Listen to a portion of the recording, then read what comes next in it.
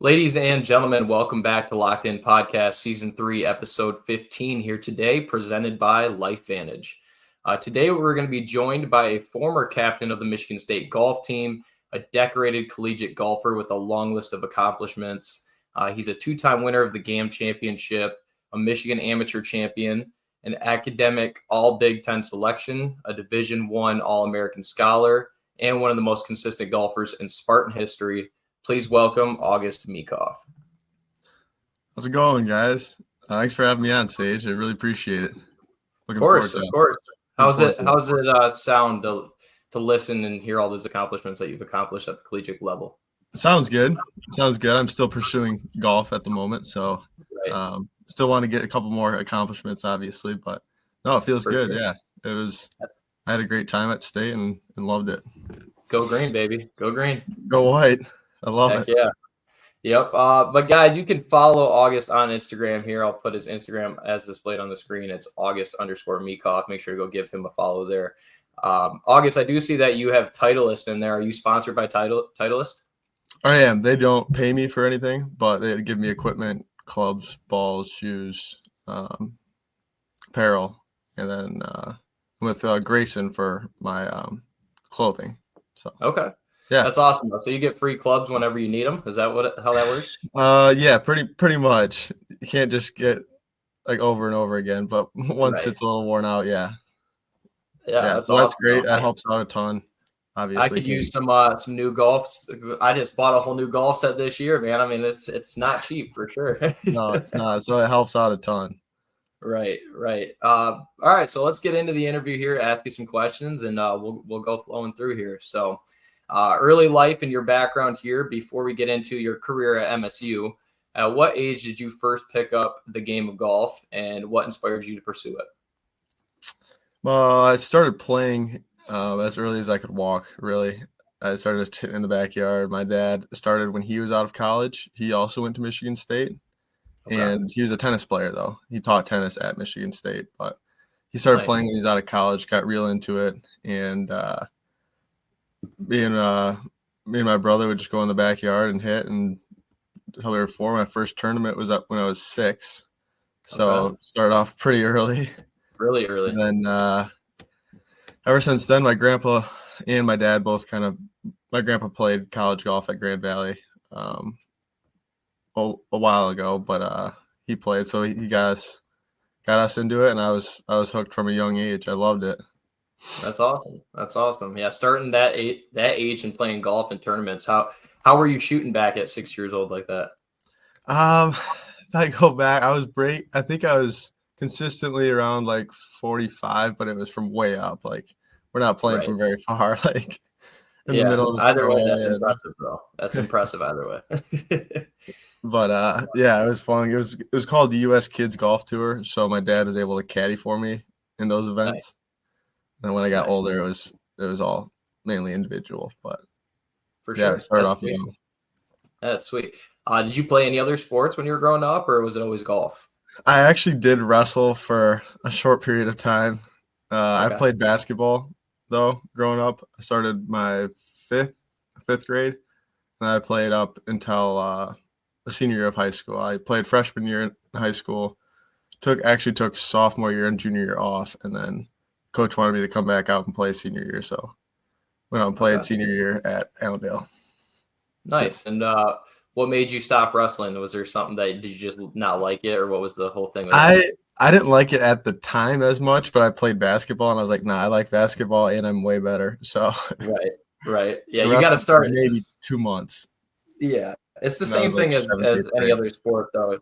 You start younger, especially wrestling nowadays with where it's evolved to. You have to start when you're young. I mean, that's truly what it is. When did you start wrestling? I started wrestling when I was 4 years old. So same kind of thing. Yeah, exactly. But yeah, awesome. So did you have a possible career for college basketball at all, or was that never a chance? No, that wasn't a chance. It wasn't. I loved it. I still love it, but it wasn't. I wasn't near as good as basketball as I was golf, and I didn't really. I did care, but I didn't really put in the time out of practices and all that stuff. Like, I loved it being with my buddies, but it wasn't really like I see a For future in basketball. for So sure. Just more of a for fun sport to play, right? yeah, Okay. pretty much. Yep. So for the people that don't know, where did you grow up, and how did your hometown environment shape you for golf? I know you talked about your grandfather and your father as well there, but dig into that. Yeah, so from Eastmanville, Michigan, just north of Allendale, north of the river, the Grand River. Um, yeah, I grew up playing at Sunnybrook Country Club, and then we went over to the Highlands, which is no longer there. And I mean, I'd be out there every single day. I hated missing a day. So every day I'd have my mom drop me off, or we'd all go out and play. Even if it's raining, whatever, I couldn't miss a day. I'd be upset if I did when I was really young. But yeah, so I have four brothers. We all play golf. We all still play golf. Um, it was just a really good family That's time as awesome. well, going out there and the whole family's playing. Otherwise, yeah, I mean, just started playing and meeting people and playing in events, and just kind of went Yeah. from there. Yeah, for me, dude, I'll tell you what, I started playing golf 3 years ago. 2 years ago, I actually was like, all right, let's kind of start playing this, like actually trying to get better. And then this year I've like taken off with trying to be actually good for my skill set, Yeah, right? So and it's addicting, man. It really is. it is. And it's never too late to start either, especially with Right. like an athlete like yourself. You probably pick it up pretty quick. I got all new set of golf clubs this year, and my best round on the year is 84. So That's solid. it's all For right. starting It's a all right. couple of years ago, that's solid. Yeah, I would probably go out on any golf course that I haven't played and probably shoot around 90. So it's not terrible, but it's not good. Yeah. So like about bogey golf then. For sure. Yeah, Yeah. exactly. That's solid though. But then you Yeah. start seeing those improvements and you're hooked. Oh yeah, dude. It's like you have one bad round even. And it's like I shot one of the most recent rounds I shot was I think it was like a 94, 95, and I'm like, I played horrible. And then I'm like, oh, I actually didn't shoot like actually that bad. And then I had one good shot that I finished on. I'm like, all right, coming back. Let's All go. right, coming back, it just keeps you in it. Yep, exactly. So let's move into your high school and junior golf experience specifically. You were ranked the number one junior player in Michigan in 2019 and the number one player in the class of 2020. How did those early rankings and accolades impact your confidence heading into college? It helped for sure my confidence. I went and played in the U.S. Junior and knew that I could compete at that level. Going into college was a totally different game, though. It's so much harder than junior golf. Even like the yardages, spin locations, you're playing for a team. Weather's usually not ideal in Right. most locations. So you add all those in, and it was a wake up call for sure. I didn't think it was going to be that hard, honestly. So freshman Right. year, I didn't play great. I still played in every event as a freshman, but it was definitely a wake up call, knowing how Yeah. good these guys are, because everybody's good once you get to the college level. Like Right. you're playing for D1 Big Ten schools. Everyone's won multiple big junior events, and Yeah. well, yeah, the So what? transition from there, it did help though. Yeah, for sure. I knew I could compete, but yeah. Yeah. So I know obviously for wrestling it's different. You probably know a lot about it in terms of like your brother growing up and being pretty good at wrestling as well. So being the number one junior golfer and then number one player in the class of 2020, like how hard for people that don't understand golf like that, what was your average shoot? Like what were your average round look like there? My average score in junior golf was around even to one under, I think. Okay. It was around even par in junior events. And Nice. then I got to Michigan State, and I think my scoring average was 75.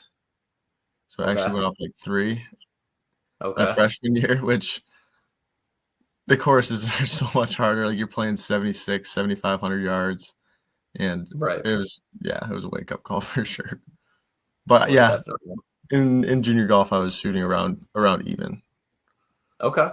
All right. And then you were the 2019 Golf Association of Michigan Junior Boys Player of the Year. What did that honor mean to you at the time? And your average round back then, was that around even par as well? Yeah, it was about that, maybe a little bit better towards like the end in my senior season. I mean, I always wanted to win every event, of course. I mean, I hated losing. So I was kind of, at that time, it was kind of expected for me, but also it was like, okay, yeah, like I did this, I won the player of the year.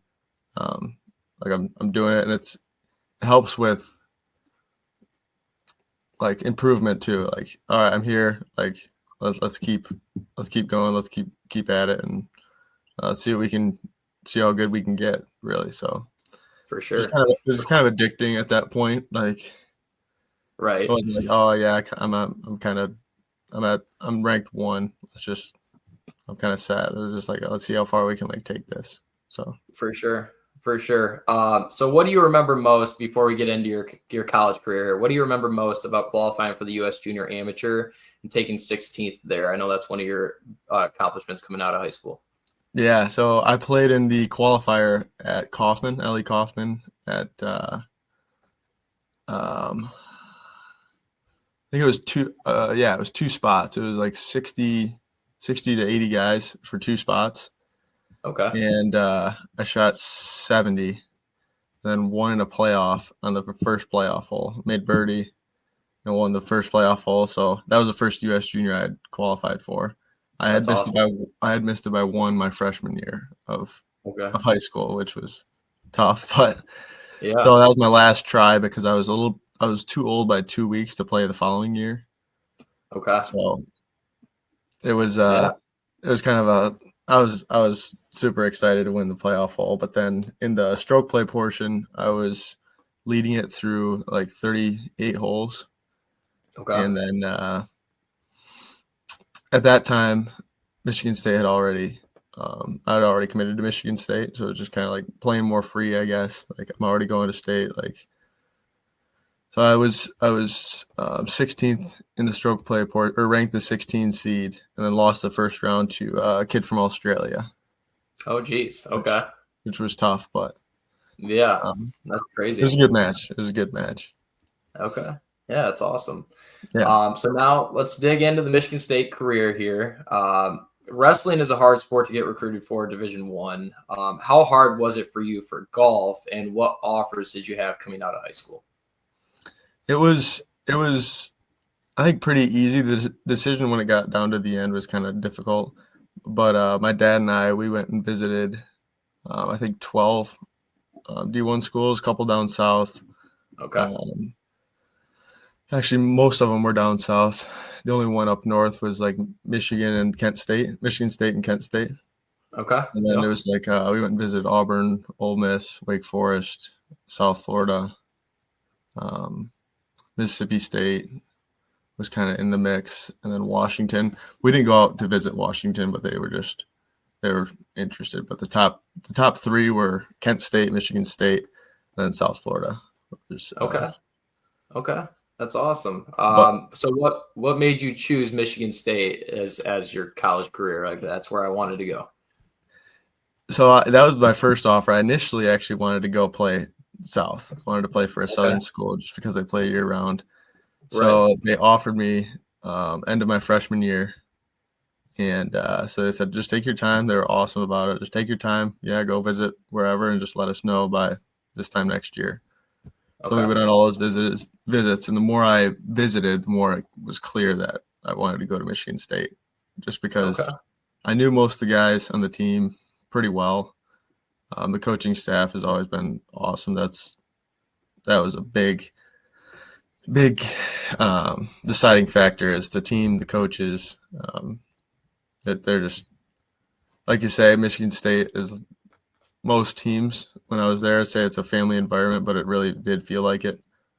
Right. Everyone got along well. The team is awesome. We're always doing things together, and it was a pretty clear decision at the end. When it was, if I had to choose again, I would choose Michigan State 100 times over again. So All right. So so South Florida, they obviously they would play year round. What did you guys do when it came to the winter? Did you guys just go to simulators? Did you travel, or how did that work? Our facility, if people don't know, it's pretty legit. It's probably one of the better ones in the Big Ten, if not the best in the Big Okay. Ten. And we're always making improvements. Coach Luban and Coach Carmella, and now Coach Ellis is back. But they do awesome with fundraising, supporting. We have great donors who let us. It's the Lash Golf Center. Okay. And they let us. They help us out a ton with facilities. So it's a whole indoor chipping and putting green. We have 2 simulators and then 3 bays outside so you can hit. But also Okay. during that in the winter, we would go down every other weekend usually to go train in Texas or Florida or to California once, That's sweet. just to train. So I mean, you're Yeah. still playing year round, and then in the winter months you can get a little more technical with your swing, which Yeah. I think helps a lot. So That's awesome. That's yeah. awesome. So let's dig into your time now there as a freshman in 2021. You jumped right into competition. What was the adjustment like from high school junior golf to the Big Ten, and how does the Big Ten rank amongst other conferences for golf? The Big Ten has been, it's not as competitive, but it's still as like I think the ACC is now pretty good. It's usually like Oklahoma right now. Okay. It kind of differs, but like um, they're pretty competitive though. Like we were solid our freshman year, but it was during COVID, so it was kind of weird. We only had a spring season. We didn't have a fall. Our fall season Okay. got canceled, so we only played one semester. And Gotcha. so for the first little bit, it's just kind of we had our little pods for COVID. You can only practice for a certain amount of time a day, and then it's in the winter months, and you're just like, all right, what do I do now? Like I got all my Right. school done. Like I just go to the gym or so it was kind of like a weird phase. Obviously, COVID for everybody was weird, but Yeah. yeah. So our fall season getting canceled and jumping right in the spring, it was a learning curve. But I had already like settled into school, which helped and all that. Okay. So it was Yeah. That was. definitely harder. Yeah, I remember COVID for me. That was my freshman year of college too, and it was just like, dude, we had to wrestle with one specific partner. We couldn't switch over. We had to wear those gator mask things, and it's like, dude, we're wrestling here. It's not like we're out and about. Like this mask is gonna come off. What are we doing? Yeah. It was so stupid. Yeah, it's crazy.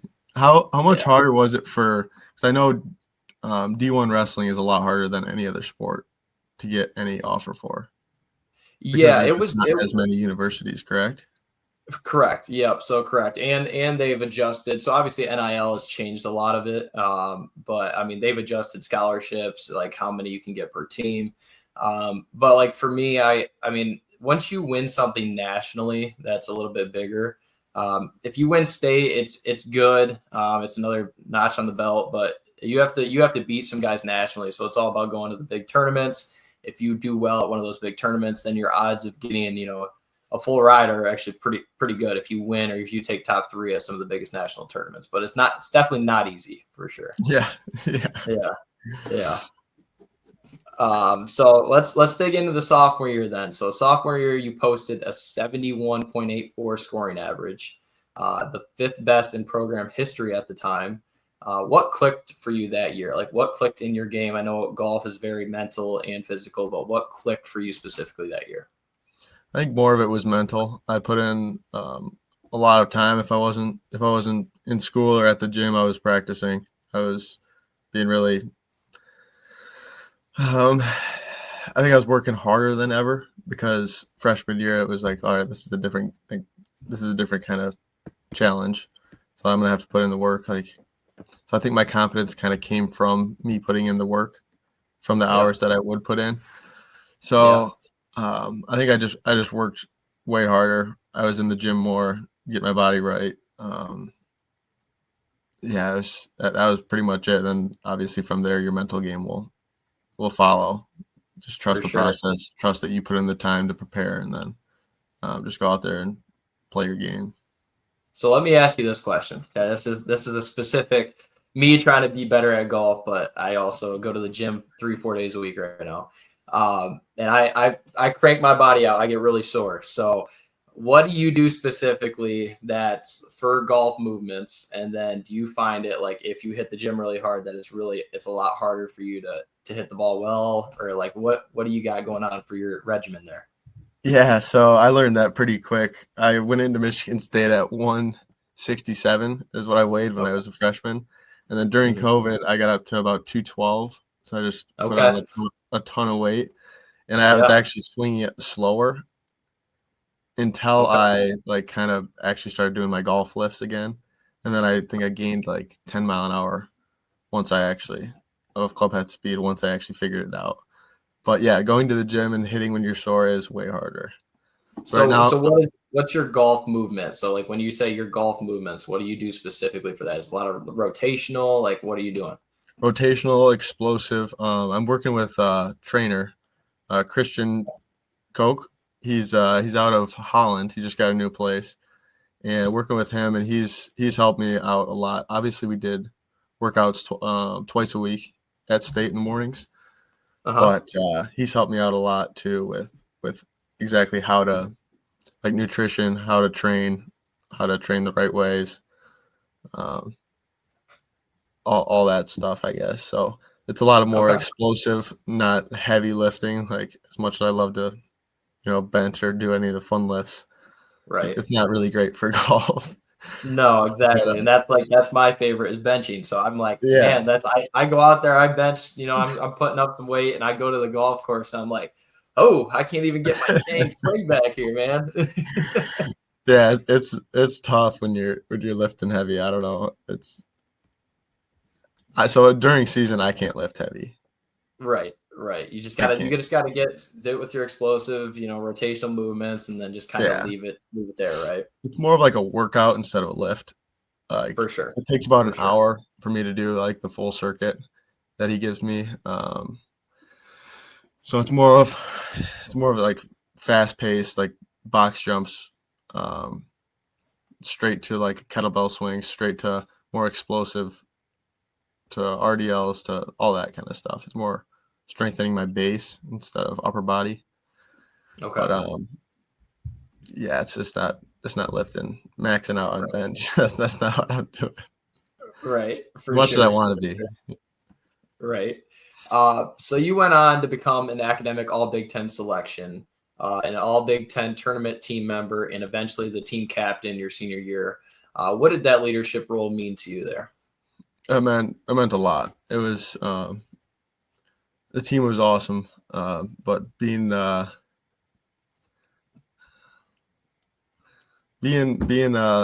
captain of the Michigan State golf team, me and my teammate, we were both captains senior year, and Okay, that meant a lot to us. We were coach told us, I think, after one of the events that we were the captains, and that was a big accomplishment.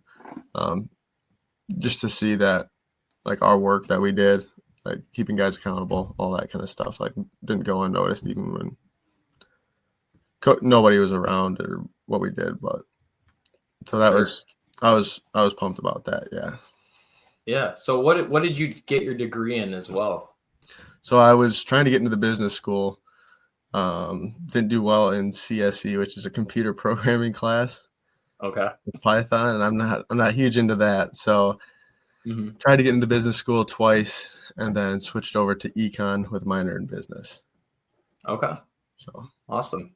So is that kind of a fallback plan for later on in life, or what's the plan with that? yeah. So I'm not sure how much I kind of go with like reevaluate next year about if I do want to keep doing pro golf. Um, Hmm. I do like it. I love it, but like it's not it's not like the end all be all. It's not like I have to be but I'm gonna Right. try. I'm gonna give it all For I sure. can for as long as possible. But Yeah. like the past couple months, I've just been working a lot, saving up, and then just started hitting golf hard again the last like 3 weeks. So Nice. Yeah. yeah, Dude, as somebody that has that's not doing their sport competitively anymore. And I was a big football guy too, so I miss football too. But it's like, dude, just run with it as long as you can. Yeah, Right. exactly. So it's awesome. So take us through some of your highlights here. Winning the Colton River Intercollegiate in 2023 and your 3-day total of 11 under par. Let's start with that one.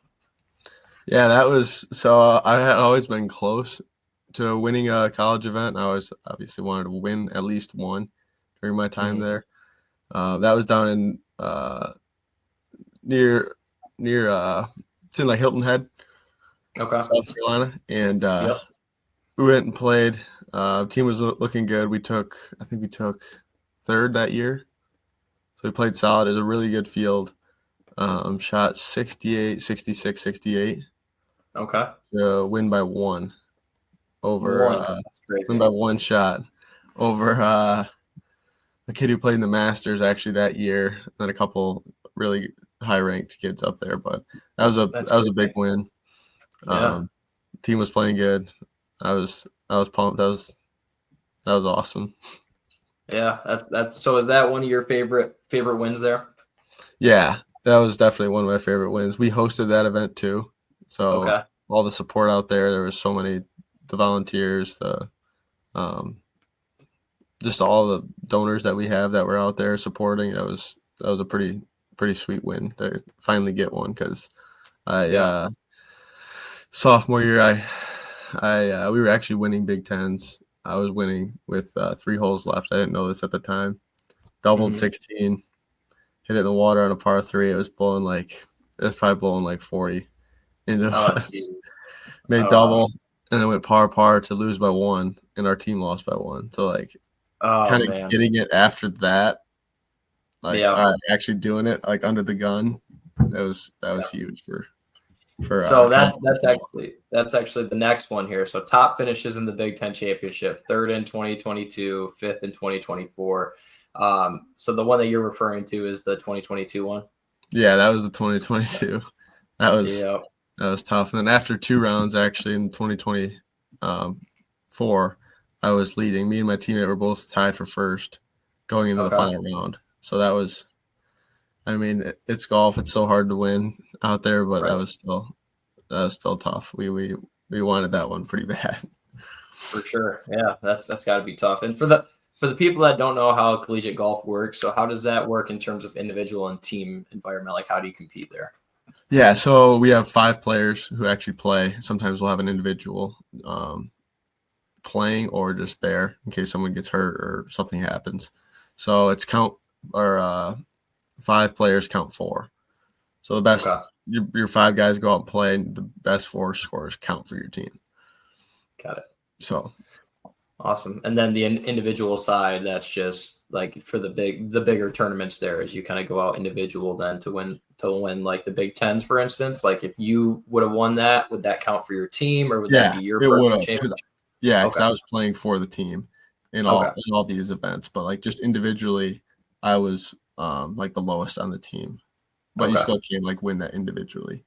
Sweet. So you can win it as a team and individually. Yeah, That's yeah, awesome. yeah. That makes it So all that much better. I know, I know. Right? We had a couple events where my sophomore year, one of our players, James Pyatt, won him and Troy, actually 2 of our guys on the team won a tournament, and then we won as a team. So they both That's won awesome. individually, tied for the win, and then we won as a team as well. So Yeah, that's super cool. pretty cool. I like that. That's awesome. So then last one here for the highlight accomplishment, being named the team MVP there by Coach Laban. Talk about that. What did the MVP mean to you, and what did that show for you? I think it just showed how much I actually did improve. There was a lot of great players in the team, and it just kind of showed that my work was actually paying off. I improved a ton. Was seeing a lot of progress working with coaches and trainers, and just seeing that rewarded was pretty cool. Obviously, it was a really big honor with all the players that we had on the team. We had a pretty stacked team that year too. We were really good, and getting the MVP that year was pretty special. That's awesome. That's awesome. So now let's talk about your summer success here. In the summer of 2022, you won the 101st Golf Association of Michigan Championship. What stands out most about that run, especially winning it in a playoff there? That one was so I played against Grant Hafner in the playoff. We played, I think, 4 playoff holes. That's crazy. We on 18 we were playing. I was down by 2 with 2 holes to play. Made eagle on 17, and then made about a 20-footer on 18 to make par to get into a playoff. So first couple playoff holes we just made pars, and then we went to 11. And then I made about a 25-footer for birdie to win it. So awesome. that was huge. That was one of the bigger. That was actually the biggest Michigan sanctioned event I had won. That's awesome. That's when nerves get a little bit higher in the playoffs, right? They do. Yeah. It's pretty. Yeah. I actually have never one kind of cool stat is I've never lost in a playoff in my life. And I've probably been in at least 15 of them. That's crazy. So that's awesome, man. That means you perform well. I know. Just got to get into the playoffs. Yeah. Yeah, that's awesome. But it'd be better to win it outright so you don't even have to put yourself in that. Exactly. Right. That's awesome, though. That's a heck of a run there, especially, being down by the 3 there, and then you make eagle. I mean, that's awesome, bro. That's sweet. It was pretty sweet. 2 of my teammates were there as well, and then one of them actually caddied for me in the playoff because they said we could do that. So it was pretty special. That was fun. How does that work there? Is he giving you crap the whole time there? Is he actually trying to motivate you? What kind of relationship was that? He was trying to motivate. He said, come on, we got this. He actually gave me a perfect read on the last hole, the last playoff hole. Hit the line perfect and made it, and it was pretty cool. That's sweet. Awesome. Okay. And then in 2023, you pulled off something historic, winning the Michigan Amateur and becoming the first player since 1983 to win back-to-back GAM championships. Walk me through what that accomplishment meant to you and tell me what clicked for you that during that whole situation where you made history, essentially. Yeah, the Michigan Am was at Oakland Hills over on the east side. Didn't play great in the stroke play portion. I think I was 12th or something like that. And then it took me a little bit to get going in the first couple rounds. I think I was shot a couple under, but so that it goes into stroke play. They see the top 64 players. Okay. And then after that, it's just bracket. So it's 64 players, and then it's just bracketed out. So won the round of 64, 32, and then I was down by 3 a couple times early. I think I was down 3 through 8. Ended up winning that match. I think I went up. I was 8 under in the next 13 holes. Okay. So that was a good match. That was in the semis, and then I played Will Anderson in the finals, who played at Michigan. Okay. And he's one of my buddies for forever. So that was a fun match. Yeah, Michigan State all the way though. I know. That's right. And then straight from there, awesome. I went down. Actually, ended up the award ceremony, everything. Won that, and I got invited to go play in the North-South in Pinehurst, North Carolina. Okay. So my brother and I drove straight from there, straight down to North Carolina. I got a hotel at 2 a.m, went down, played a practice round, and then played that tournament. And you won it? Not the one in North Carolina. Okay. That was the following week. Yeah, I did not win that one. That would be a John Daly type situation, driving straight through the night and going win that thing. Heck yeah. Oh, that's crazy though, man. You just got to take the opportunities when they present themselves, right? Yeah. It was awesome. And then for the GAM, I shot 74, and I was on the cut line. I almost got cut.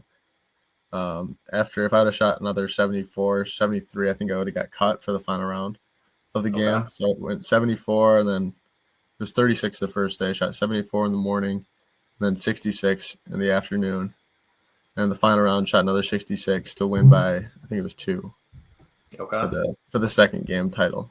So awesome. That's awesome, man. Yeah. That's a heck of an accomplishment. I mean, I was doing some research. I always dig into everybody I have on the podcast and just looking at what that actually means in terms of golf, because I it just sounds sweet. It's like, oh man, that's sweet. And then I look into it. I'm like, oh, he played well. I Well, can it's respect it. similar to you though. I heard on didn't you do like the Fargo down in? So I actually won Flow Nationals Whoa, at the that's time. what it was. Okay. Yeah, and that at the time they actually, it's not even a tournament anymore. It's weird, but it usually went Fargo, Flow Nationals. I guess Super 32 and Flow Nationals were kind of interchangeable at the time. Okay. But yeah, Flow Nationals at the time was big. I actually came into that tournament unseeded. And then I teched the 2 seed right off the rip. I just teched him 11-0. Yeah, it was freestyle, which I liked a little bit better. And so I teched him off the rip. Next kid, I had a kid that took 5th in PA or something like that.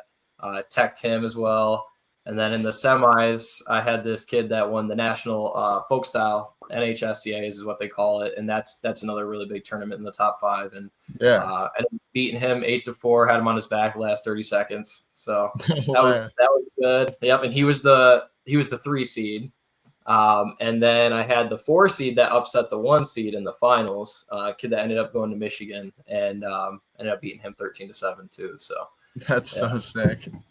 yeah, dude, I'll tell you what, I look back at it and you talk about mental and mindset there. I mean, we're going to dig into that next, but it's, for me, it was super weird. I went into that tournament. I'm like, I'm unseeded. I got the 2 seed right off the bat. I'm like, I kept telling myself, I was like, Sage Sorrento, 79 kilograms, Flow Nationals champion. And I just like kept saying that to myself before I was warming up. And I just went out there and I kind of just, I mean, I did some things that I never really did in terms of what attacks I actually fired. So it was really weird. I look back and I'm like, man, I never really fired a lot of low singles. And then I just popped out and I was firing like 20 low singles throughout that tournament. So it was crazy. That's awesome. But, yeah. How big is so, mental? I mean, obviously it's huge in every sport, but how big is it in wrestling? I think wrestling, specifically, obviously, like you said, it's everything, but it's for every sport. But wrestling specifically, I think it's a lot of people say it's 90% mental. I'd say it's probably 80% mental. You know, you got to have the skill base too. You got to have the 20% in terms of knowing how to wrestle out of situations. Being comfortable in uncomfortable positions is a big thing. I always tell that to all of our kids, because a lot of people bail out on situations that we shouldn't. And it's like, hey, we've been here before. You know, let's feel comfortable in this position and not bail out of it. But for me, it was like my switch. I took 8th as a freshman, 5th as a sophomore. I was a big football guy. And then my junior year, I got into it and I got a little bit bigger too. So my dad was a bodybuilder. And so he kind of had me lifting again since I was 4. He had me with a broomstick, just doing all the motions and stuff. So it's pretty funny. But he had me lifting, and so I always just stuck with it. And I kind of hit like a bigger growth spurt from my sophomore to junior year. Went from weighing 159 to 179. And then just wrestled 189 because I wasn't going to cut weight. So just wrestled. I won state, and I just told myself, I'm like, dude, I'm wrestling. I trained at Michigan State a lot actually with Tony Jones, Cam Caffey, those type of guys. So I trained with them, and Tony Jones was the assistant coach there. And so I trained with them all the time, and I was taking those guys down. I'm like, dude, if I'm taking these guys down, no high schooler should be able to hang with me, you know? Yeah. And so like having that in the back of my mind really motivated me and was like, dude, I'm good, you know? Yeah. Gives you a ton of confidence. Absolutely. It was something special that year, man. I had a really good football season there too. I don't know what it was, man, but everything just clicked for me that year. That's awesome. What position did you play in football? So my whole life I was actually a running quarterback, and then so I had a good arm, but I was mainly like a scrambling quarterback. And then I actually transitioned when I moved to Cedar Springs. I played running back. So sweet. Yeah, which actually probably worked out better for me too, because I was better at running the ball than I was passing. So yeah. Well, Andrew, the wrestling build is probably perfect for running back. Yeah, dude, we had our backfields because we ran the wing T too, so it was a really specific running offense anyway. It was I was left halfback. I won state that year at 189. Our fullback was a 2-time state champ at 171. And then our right halfback took third 3 years in a row in the state. So it's like we were just all running backs that were all wrestlers. That's sick. It was sweet. It was sweet, man. That's awesome. But yeah, we had a great year that year too. We if Muskegon wasn't in our division, we probably would have had a chance at least going to state, because we lost in the quarterfinals to them 34-18. And we were only down 12-13 at half too. So really? Muskegon was always their powerhouse. Yeah. Yeah. They're good. Yeah. But you wrestled at Old Dominion? So I committed to Old Dominion. This was during right before COVID, actually. I committed to Old Dominion, went into my senior year, blew my knee out, and then actually ended up decommitting because they dropped their wrestling program. So. Oh, okay. How was the knee injury?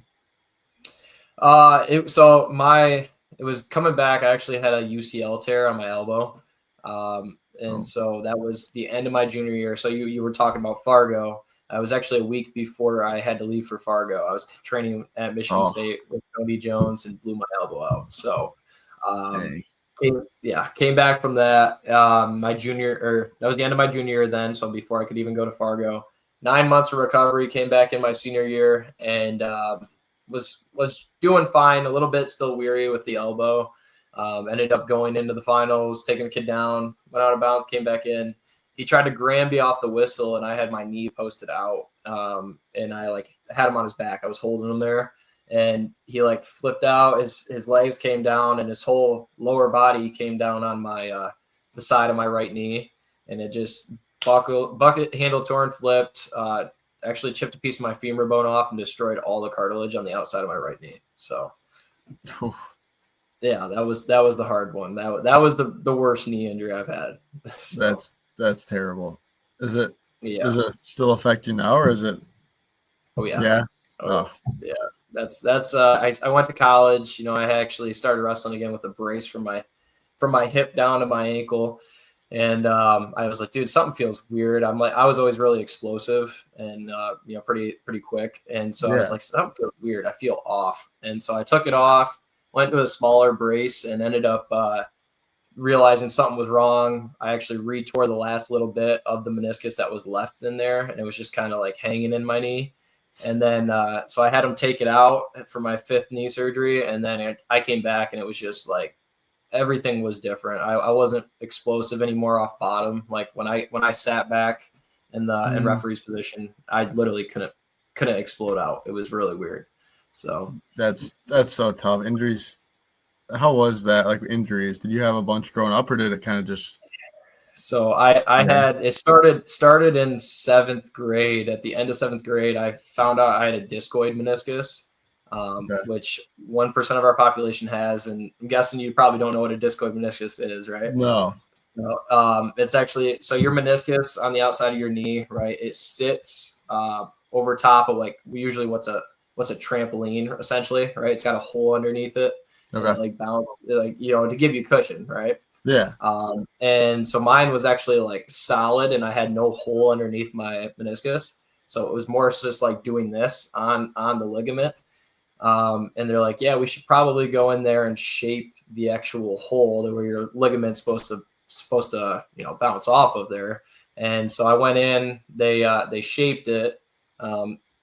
Came back. It was a pretty quick recovery on that. It was a little weird though, because I looking back, shouldn't have done it. I probably should have just left it, honestly. Really? Yeah. But they, my parents were like, yeah, if you think it's best, and they ended up going ahead and shaping that out. Came back into it my 8th grade year. I was actually out at Virginia Beach, which is a big thing for youth wrestling at the time. Went out there second match. It was just a really weird fluke thing. I stepped on I think it was a high crotch or a single leg. I was running and I pressured off my toe, and it just completely snapped and bucket handle tore my meniscus of the area where they just fixed it. Right.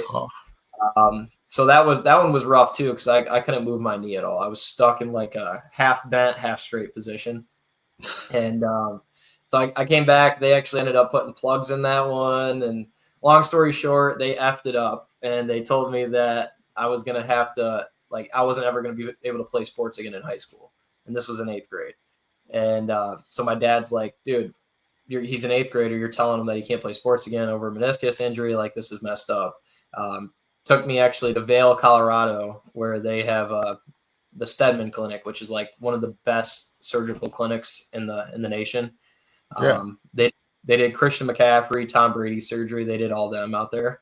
So I went out there. They fixed me up essentially with my left knee. Came back after it and didn't have an injury again until the end of my junior year with my elbow. So Oh, dang.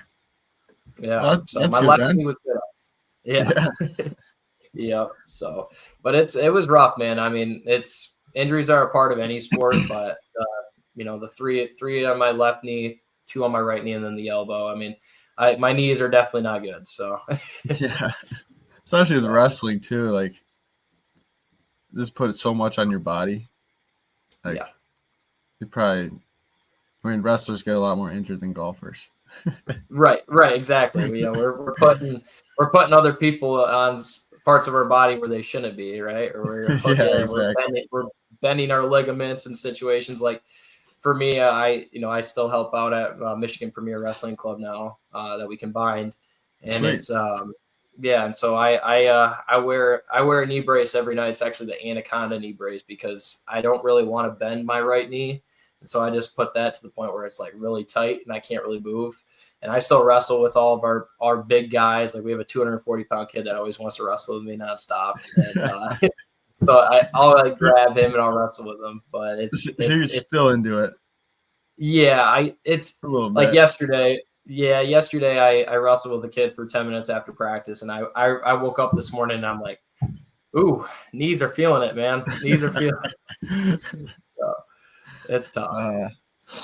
Yeah, that's tough, but Yeah, I mean it is what it is, man. I yeah, wouldn't really change much of it. I wish I would have had an opportunity to compete and at the collegiate level because I think I would have yeah, done really well, but there's nothing I can do about it now, right? So. yeah. It is kind of just is what it is. Right. Right. And wrestling, you got to be the best at your weight in the nation to even go on after college anyway, So Yeah, it's a very hard sport so to make a competitive. long-term thing. Yeah. Yeah, Yeah. For sure. But going back to where we started with this whole conversation with the mindset. So I know from experience too. Obviously, I was pretty athletic, but golf is like the mental game, right? It's it the is. ultimate mental game. How do you prepare before a tournament, both physically and mentally? Physically, it's kind of just getting the swing, a lot of technique in the weeks prior, and then once I'm getting closer, just kind of go out and play. And yeah, if I need to work on a few things here and there, but Yeah. it's usually my day consists of getting out there, um, going on. I usually went out, so I'm moving down to Florida in a couple weeks. I'll go down there, start running a 5K every other morning, and then go to the course probably from 8 to noon, grab lunch, go back to the course, play until probably 5 or 6, go back, go do my lifts, and then just kind of do it all over again. So it's an all day thing. It's out there for 8 to 10 hours a day. And then when I'm trying to like peak, I'm not out there for as long. I'll go out there for 3-4 hours, just kind of prep, maybe just play, and then maybe just do a lot of putting work and stuff. But as a physical, I guess, point of prep, that's pretty much what my days consist of. And then mentally just kind of feeds off of that. I feel like if you do put in the work, put in the time, and then you feel like you're in a pretty good spot going into it. And then just staying present. Staying present's the biggest thing for me. If I get too far ahead of myself, or I mean, you can't think about the past, obviously, because that'll just give you negatives. You're thinking negatives, and just trying to stay in the positives and just stay present. If you're staying present, just trying to execute the shot, committing to the shot as well as you can. That's when I really play well. That's awesome. That's awesome. Yeah, I need to get you out there. So let me ask you this question before I ask that. What is your when you're saying you go out there physically and playing? Do you go out there on the course, or do you go to the driving range, putting green, chipping? Like, how does that work? Do you actually play every day? I don't play every day. Sometimes I'll just be practicing for about 8 hours, just like if I really need to get technical. But once I feel like I'm at a pretty good technical point, like everything's feeling good, then I'll go play as many holes as possible. And then Okay. maybe I'll play 9, and oh yeah, that was a little bit off. I'll go back to the range or back to the putting green, back to the short facility. Okay. Do whatever I need to do to work on. But usually it's go to the course, practice for a couple hours before, go play, come back, practice for a couple hours, and then kind of go from there. That's awesome. Yeah, I always wondered that. It's like, man, because it's one of the only sports that I've come across to where you're really not like when you're practicing on the driving range, right? You can be hitting really good, but then you go Yeah, out on the actual course and you could suck. So yeah, it's yeah, the only exactly. one that you're not actually on where your playing field is majority of the Mm-hmm. time. So I always find Yeah, that some interesting. some of the times the worst range sessions just turn into the best rounds too. It's like when Right. you're warming up on the range, it's just a warm up. Like you're not trying to Exactly. fix your swing before a round. You're just hitting balls, see where it's Right. going, and then play it. Yeah. So What it so what would you do? What would you say for somebody like me, for instance? So like I'd probably go out and shoot somewhere around a 90, yeah, right? What would you say would be the areas of my game to if you had to give me some advice without seeing my swing or yeah, seeing how I hit, right? What would be your yeah. advice for that? I would say most people do just hit a ton of golf balls, which is Mm-hmm. fine. But I think if you vary the targets, so like hit a 100-yard shot and then hit a 150-yard shot to different target, maybe Okay. then go to like 80-yard shot and then a 170, just alternating shots. That gets you more in like the course feel because anybody could sit there Yeah. and hit 9 irons and hit them all. Sorry, hitting them well, but that's not really going to translate into getting actually better. Yeah, you'll hit Right. the 9 iron a little better on that day, but it's not going to be really making you better. Yeah, it Okay. is a little bit, but not as well. But the majority of people, I think, need to do more short game, Yeah. putt more, and chip more. I just Yeah. grind on that. You can spend hours on the short game facility, and it's never going to hurt you. If your short game is pretty Yeah. good, you're gonna be pretty good at golf. Yeah. So I'd say my chipping tends to be one of the better areas of my game. I just feel like I have the finesse when Okay, it comes to when to that's chipping. that's pretty Um, rare then for yeah, starting in a it's couple years. weird. Most people aren't like that. Yeah, I'd say my putting has gotten a lot better. My putting was my worst area of my game for sure. Really? For yeah, yeah. So, but I switched to the reverse claw, right? So having the hand up Oh here and yeah, then I further like down, and I that. feel like I that like helps that. me a Yeah. lot. So, yeah, Are yep. you So ready? I am, yep. Right-handed. Okay. Yep. So I don't know. I like it a lot. So I'm gonna keep doing that. My chipping's good.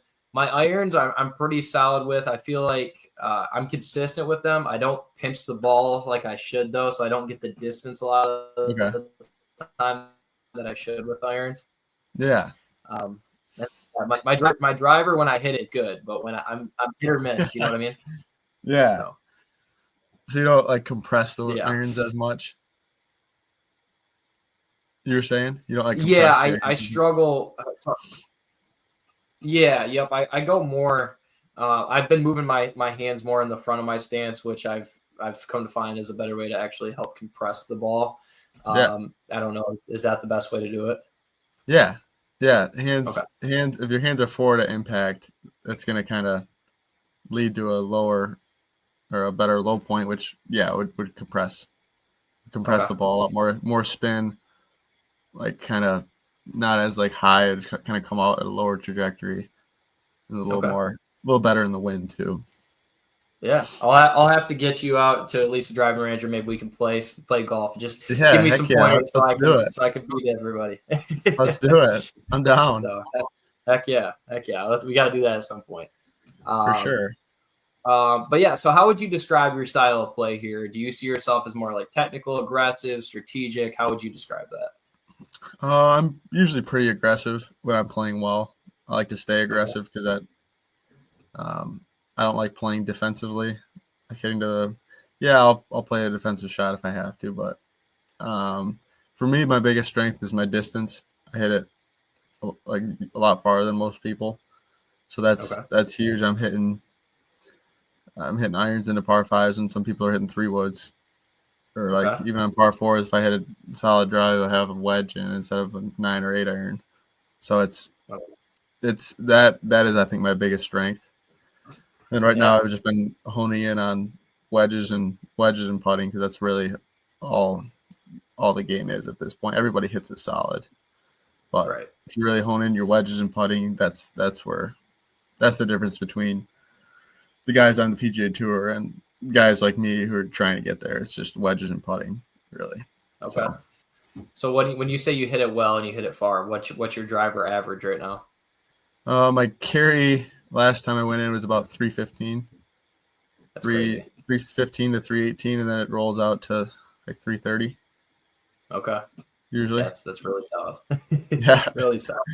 Yeah. Yeah. But yeah, I gained a lot of. Sorry, go ahead. No, you got it. Go ahead. No, yeah. So when I got to state, my club head speed was only, I was only 167. I was pretty small. I was still like 6'3", 167. So I was a short dude, or pretty light. So I went there and my club head speed was like 117-ish.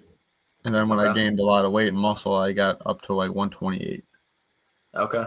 Club head speed. So it helped a lot for me. And that's when I actually gained a lot of distance, just being in the gym and doing the right things.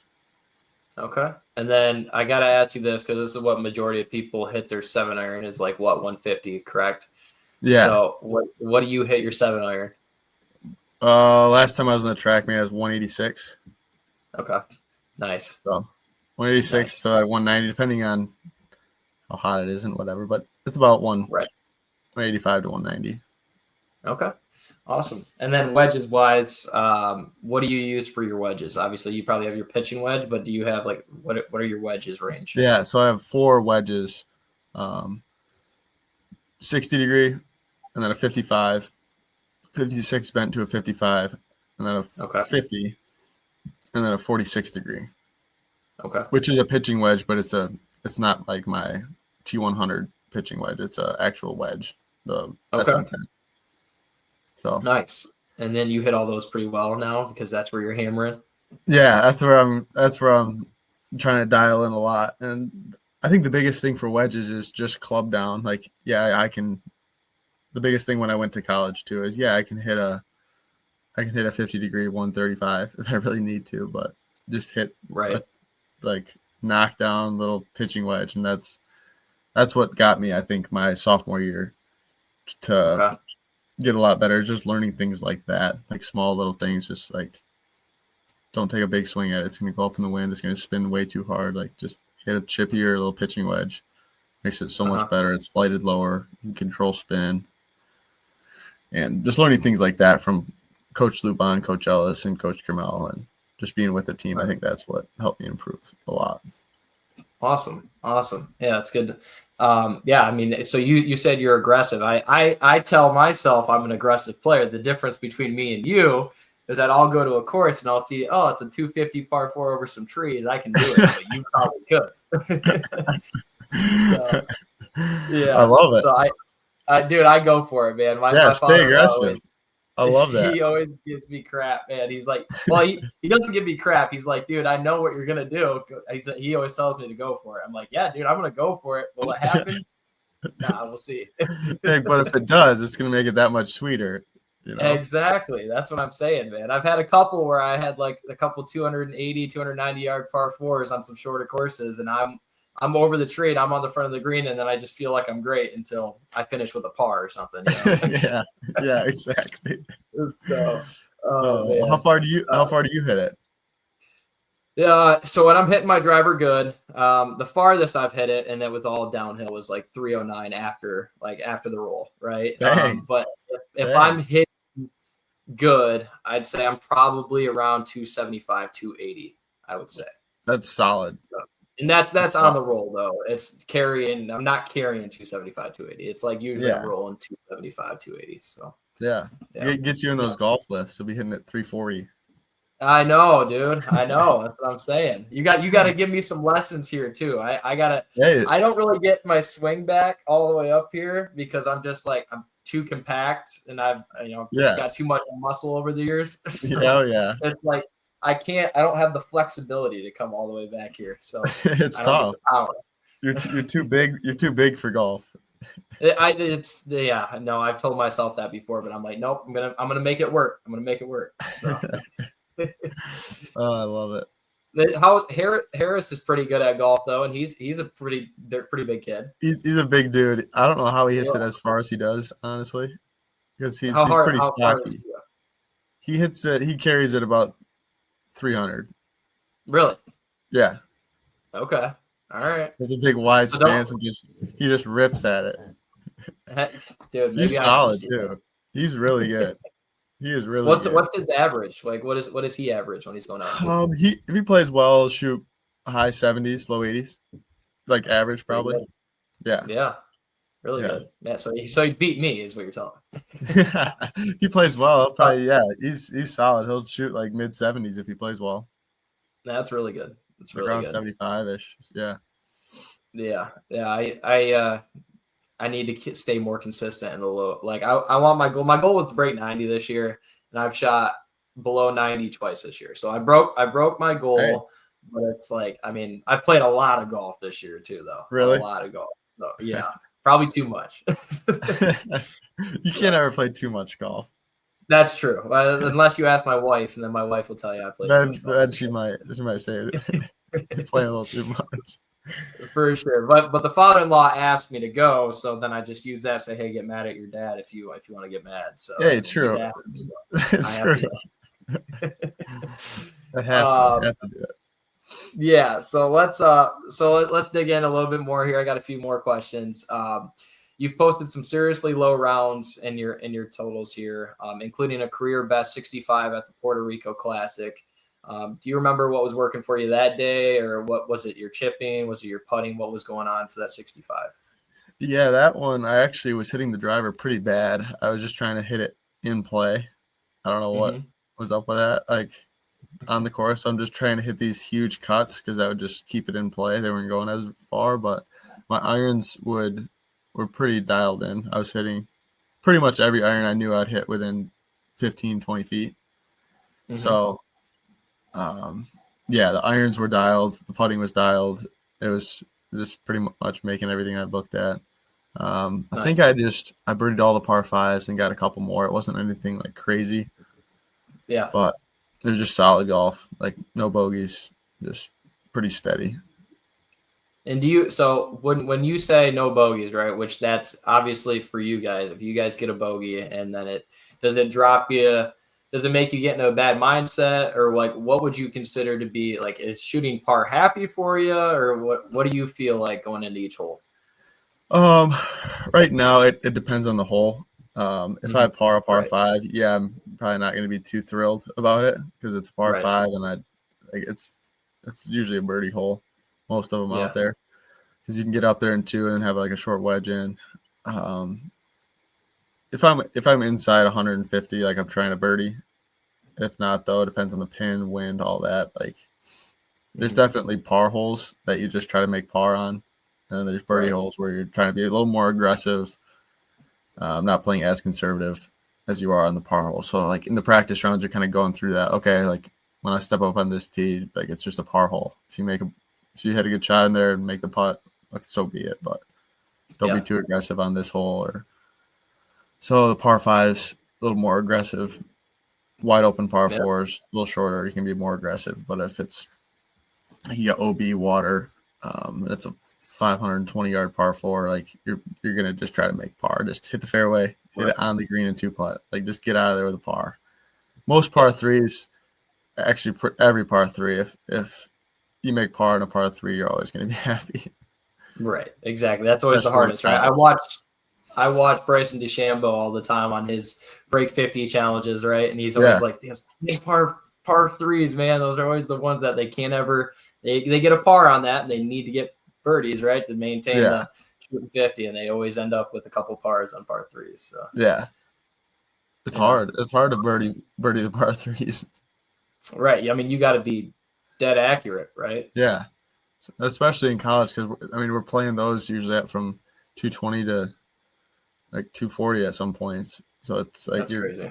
hitting a 4-iron or 3-iron in there, right? trying to hit the green. That's crazy. That Yeah. is crazy. So who are some professional golfers that you've looked up to, and if you had to compare your style to a PGA golfer, who would it be? Scotty recently. I just love his mindset. Just love how he goes about things. How he talks about the Lord, and right. I'm a real big fan of Scotty at the moment. I think everybody is now. Obviously, he's world number one, but I really like him as a person as well. Obviously, as a player, he's been doing some crazy things. Like for sure, yeah, he's up there like chasing records on the PGA Tour. It's nuts, but playing style wise, probably similar to like DJ, or I just we have the same like kind of shot shape. We both hit cuts, both hit a pretty similar distance, and I feel like we're both pretty aggressive. But I always feel like I kind of played like him. So Dustin Johnson is what you're talking about? Yeah. Sorry, Dustin Johnson. Yep. Yeah. Yeah, I know some golf. I know some. Yeah. Yeah. Heck yeah. That's awesome. So you replicate a lot of his style is what you're saying. Yeah, I think so. Not like swing mechanics wise, but as the shot shape and like distance and how he played the game. Yeah. But I'm left-handed though. Are you? I am. So I don't swing the same way as him either. Yeah, that's crazy. That's crazy. Yeah. That's gonna make it all much. If I play with you, that's gonna make it all more tricky for me because I'm watching you and I'm like, dude, the lefties, man. Yeah. That's crazy. That's great. The funny part is my dad. I actually just got my dad into golf. He was never into it. He played like 35 years ago when he was in high school. That's the last time he played. And I started getting him into it. I actually just took him to Maple Hill, and he got a whole full set of golf clubs now. Oh, really? Yeah, and he's a lefty for everything, but he golfs righty. Yeah. So yeah, see that I'm the opposite. I do everything else righty. And you golf lefty. When I golf lefty, like if I'm playing tennis, it's righty. Yeah, it's so that's weird, man. That is really weird. That makes no sense to me. I know. Everything is right except for like swinging. So it's like hockey, baseball. Yeah. But like tennis. So if you were to hit baseball, you'd hit lefty as well. Yeah. Okay. I'm lefty in hockey too. Okay. Really? But everything else is right. That's interesting. I don't know if I've seen that before. That's a lot. Anyway, but yeah, so I'm getting hidden into it, and I was surprised. I was like, oh, well, maybe you should try lefty because sometimes your righty swing it's not going great right now. Yeah. Maybe you should switch sides. Yeah. Yeah, try it out on the other side of the ball, man. Maybe I should do that. No, you just said you're breaking 90 now. Yeah, if I'm breaking 90 on the occasion, then I probably should stick to it for sure. We're gonna get you to breaking 80. Breaking 80 soon. Get me to break 80, man, dude. I'm in. Let's do it. I have to. Let's do it. I'm in. Okay, so what's your go-to club? Everybody has a go-to club in their bag. What's your go-to club if you're under pressure and obviously any distance? Like, what is your go-to? Like if I'm laying up 2 yards, like what do I want? Yeah, so if you had to pick, like, what's the best club that you hit? Probably any iron. Okay. Has to be any iron. Right now, I'm trying to make that my putter. Okay. Putting's been pretty good lately. I've been doing a lot of work, made a couple changes. I like to think that it's my putting. Maybe not all the time, but I like to think under pressure, I'm a pretty good putter under pressure for sure. Okay. Do you have any advice for how to read greens? I know reading greens is just like absolutely insane. Do you have advice for that? It's kind of if you just do it more, the more you do it, the more you see it. For sure. They have like books for it and stuff, but sometimes those aren't really accurate. But the hardest part for me, when we went and played, a lot of college events was grain. So you have Okay. to read grain too. So let's say it's breaking like a left edge putt, and the grain's Mhm. going the opposite way. It's actually going to break the other way. So it's going to be like more Okay. dead straight or maybe even right center because the grain moves Interesting. it up the slope sometimes even. Yeah. So reading grain that's a whole other thing. But reading greens Yeah. is just kind of like putting in the practice, even on the putting green, just going around seeing slopes, kind of just through practice. You kind of get a pretty good understanding of For sure. most of it's Yeah. No. speed, but yeah, Yeah. The speed I've come to find out that's really the main thing for people like me that aren't great, right? So yeah, it's yeah, it's just figuring out the speed. If you can figure out the speed and not three putt anything, then you're good. yeah. It's So pretty good. Yeah, no three yeah, putts on the day. You're doing pretty good. for sure. For sure. All right, got a crazy question here. Dream foursome. If you could play with anybody for 18 holes, you with three other people, who would they be? It has to be Tiger, just because he's Tiger. Just pick his Right. brain about stuff like that. Mhm. Um, that's a good question. Scotty be on there? Scotty would have to be on there. It'd Yeah. probably be Scotty, Hmm. and then for the fourth, probably have to be Michael Jordan. Really? Okay. I Pick like his that brain one. about stuff like that. Yeah. Yeah. Because he's a good golfer too, right? He is a good golfer, but I'd Yeah, want to like kind of pick his brain about more of like the mental side of things and that kind for of sure. stuff. Yeah. But He's that, he's that the would GOAT probably for be it. everybody. Yeah. Yeah. Yeah. What about you? What's your dream foursome? Ooh, that's a tough one for me. So, I mean, I'd have to put Bryson DeChambeau on there, Yeah. just because I feel like I try to replicate some of the things. Obviously, I'm not going to replicate what he does. I mean, that's just let's be honest. But I Yeah. try to No, I replicate know what you mean. like because he's bigger. I try to replicate a lot of the things that he's doing. So it'd be him. I'd have to say, I mean, I would have to put Tiger Woods on there too, just because it's Tiger Woods, like you Yeah. said. I mean, you can't not have him on there. And then the fourth one, oh gosh, let me see. That's a tough question because there's a lot of crazy guys on there. Like I watched the full swing one. I might have to put Joel on there. What's his Oh last yeah. name? Yeah, Damon? I might have to put him on there. He seems like a riot. Oh, exactly. I have to put him on there so I'm not like the craziest one. You know what I mean? Yeah, But I gotta. I mean, I can't be over here. They're all on the green, and I'm 200 yards back here. I gotta have him trying to just be crazy, throwing his shirt off and doing all this that's crazy right. stuff. That's right. Keep keeping the fun in the foursome. Exactly. That's what that. So that's mine. There you go. That's Love it. set in stone. Love it. That's a good one. That's a good foursome right Uh, there. I love it, man. But all right. So I told you about this ahead of time, so you can think about it. 5 things you can't live without in your daily routine. What are those 5 things? I would say first one is prayer, spending time with the Lord. That's a big one. Absolutely. I kind of need that just in everyday life. Like we all get distracted by a lot of things, and Yep. you have a lot of things going on. But if you really set some time aside, whether any time throughout the day, I think that helps a lot. Just acknowledge Most Him, and definitely. so that's a big one. Um, Improving myself on the course, just making sure that I actually got better, because it's easy to go out there and hit balls and like not actually improve.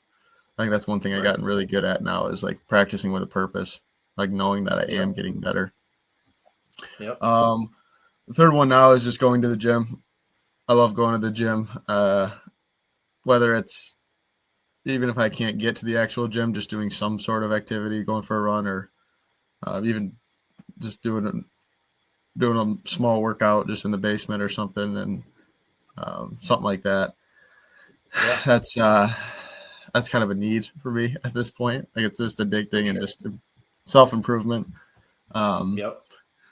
Spending time with people you love, that's a big one. Yeah. That's I think you kind of need that. When I was down, I didn't really realize how much I needed that. I moved down to Florida. I was down there for like 3 months, just by myself. just Mm-hmm.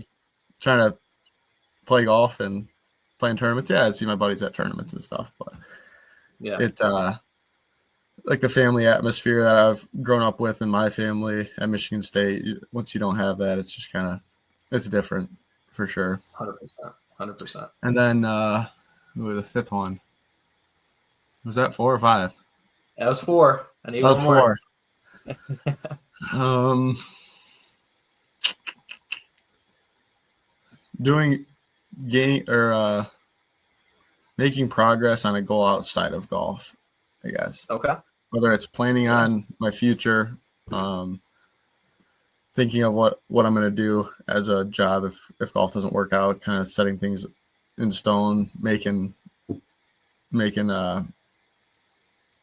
goal charts, making stuff like that. I guess that's one thing I try to do every day, at least for a half hour, even if it's half hour to an hour. Just set some time aside to try to improve something or do something along the lines that's not related to golf or like lifting or something like that. So yeah, that'd be the 5. Always having something you want to achieve at the end of every day that's not golf related. Yeah. Okay, I like that.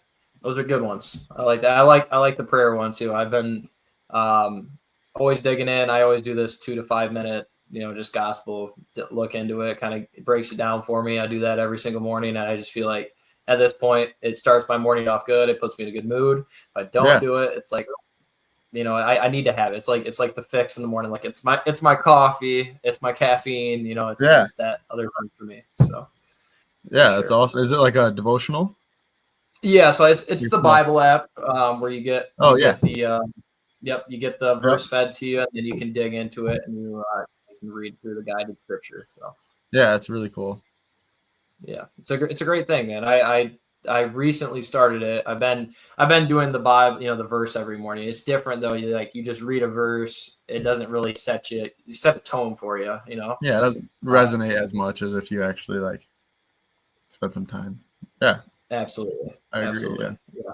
So that's a big one for me too, definitely. And then for me, I might need to might need to keep practicing some golf in the simulators this winter so I don't lose my swing. Yeah. Got to keep it up, man. Let's do it.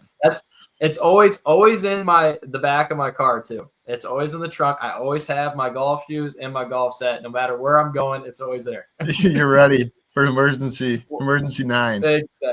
Exactly. I'm always ready. If anybody challenges me, except for you. I mean, obviously, I'm not going to. If it's some random guy. Anybody else? He looks like he's not really.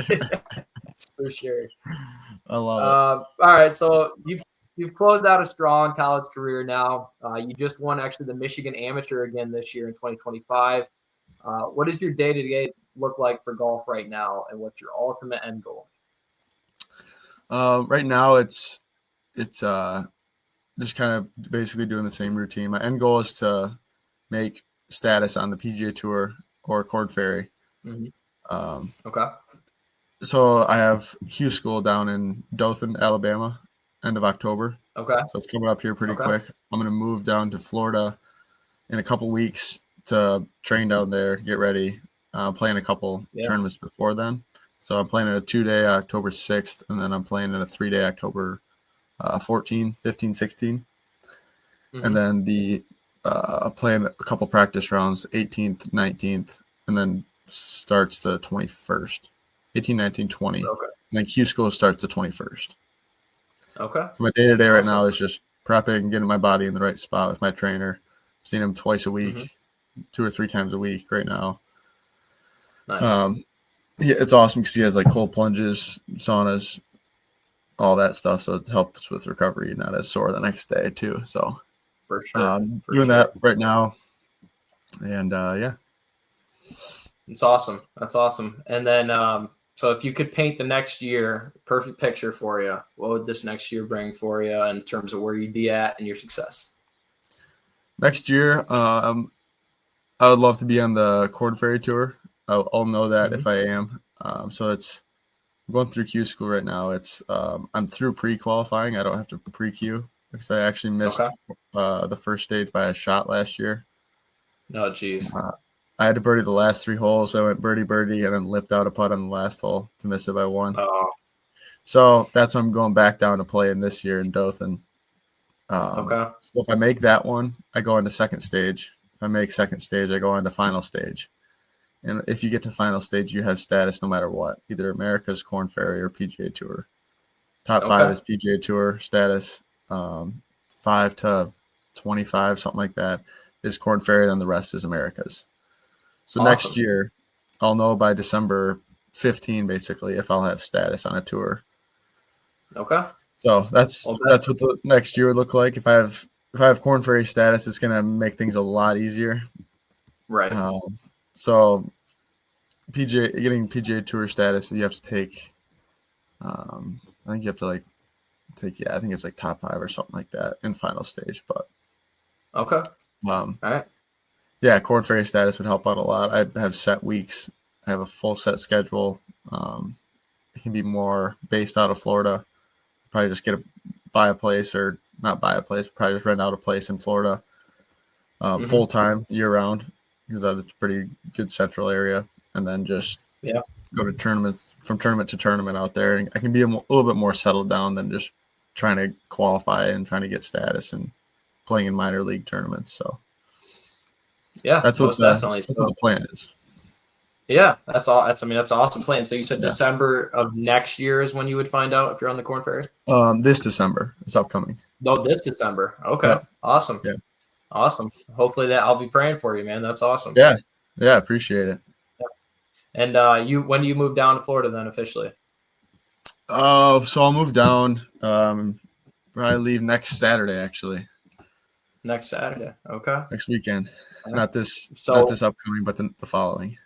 So okay. So what you got open time on Thursday or Friday in the morning to play some golf? Yeah, probably. If you do, dude, I work at night those days. So if you do, let me know. I'm in. Yeah. I would love to go play with you somewhere, just get some tips from you. So let's do it. Yeah. All right. We're gonna have to plan on it then. Let's do it. All right. I'm down. I love it. I have to do it. I would love to get my father-in-law too. He'd have to get work off though, so I don't know. Because he would probably just be in awe of your swing, man. I mean, he's one of those guys that has loved golf for years now, like 20 plus years. So. Oh, really? So he's big into it. He loves it, man. He loves it. So. Awesome. But I really appreciate you, August, being on here for season 3, episode 15. It's been a great episode, and I'm glad I ventured out. I just thought of it the other day. I reached out to Harris. I'm like, I need to get somebody that's in an area that I'm not involved in, or at least I'm trying to get involved in golf, just not good at it. So, so that's awesome though, man. I really appreciate your time, and it means a lot that you hopped on here for almost an hour and a half with me. So yeah, of course. Thanks for having me on. This has been fun. Yeah, it's been great, man. It's been great. So best of luck. Like I said, I'll be praying for you, and everybody listening, make sure you guys go follow August on Instagram. Stay up to date with his career there. Awesome. So, thanks, Sage. Thank you again, August. We'll talk to you later, man. Appreciate it. All right, we'll see you.